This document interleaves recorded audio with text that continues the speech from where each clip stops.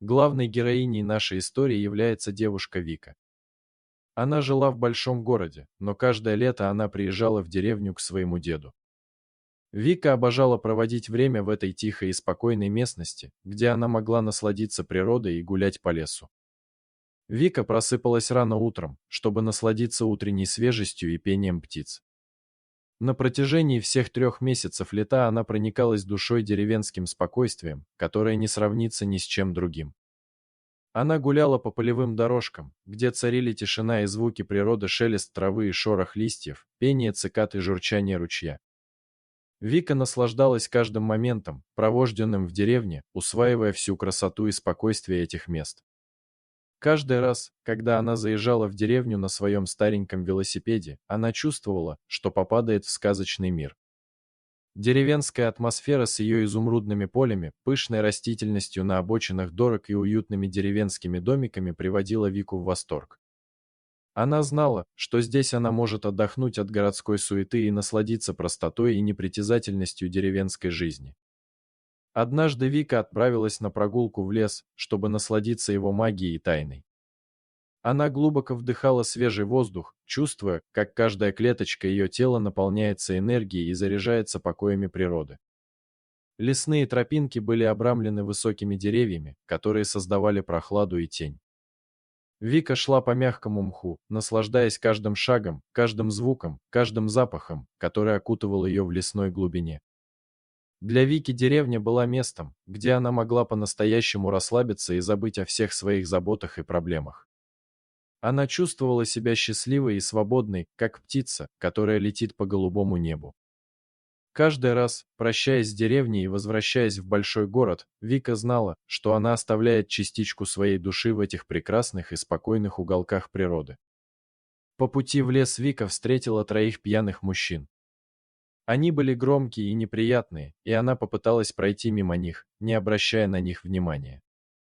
Однако, мужчины начали обращаться к ней, выпуская грубые шуточки и злобные комментарии. Вика почувствовала себя неуютно и попыталась ускорить шаг. Но вдруг 3 мужчин решительно повернули в ее сторону и схватили ее за руку. Вика испугалась и начала кричать, призывая на помощь. Она боролась, пытаясь освободиться от их хватки, но они были сильнее и не отпускали ее. Мужчины увели Вику к своей машине и бросили ее в заднее сиденье. Они были грубы и насильственны, говорили угрозы и пугали ее. Вика была в полном отчаянии, она не знала, что делать и как выбраться из этой ситуации. Через некоторое время машина остановилась возле старого сарая.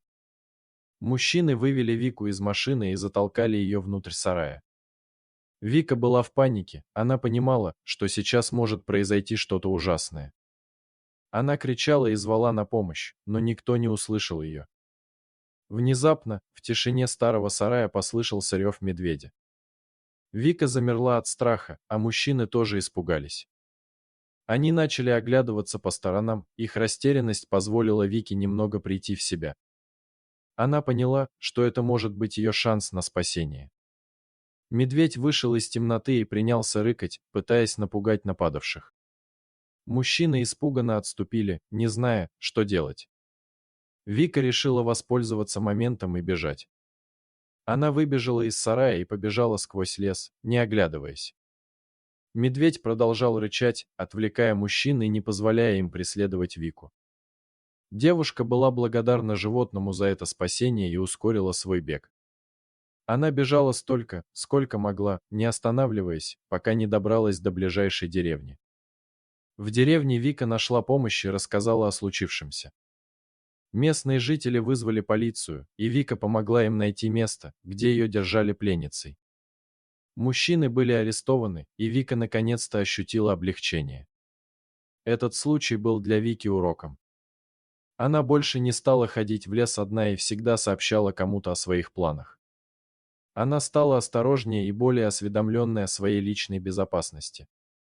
Несмотря на ужасный опыт, Вика не потеряла свою любовь к природе и лесу. Она понимала, что несчастный случай не должен лишить ее того, что она так сильно ценила. Вика продолжала приезжать в деревню к своему деду и наслаждалась летними прогулками по лесу, но всегда с осторожностью и сопровождением друзей или семьи. Этот страшный инцидент оставил след в ее сердце, но не погасил ее силу и желание жить полной и счастливой жизнью. Вика стала сильнее и научилась быть более бдительной и смелой, используя этот опыт для своей защиты и защиты других. Дорогие друзья, если вам понравилось видео, поставьте лайк, а также подписывайтесь на канал, где найдете еще много интересного.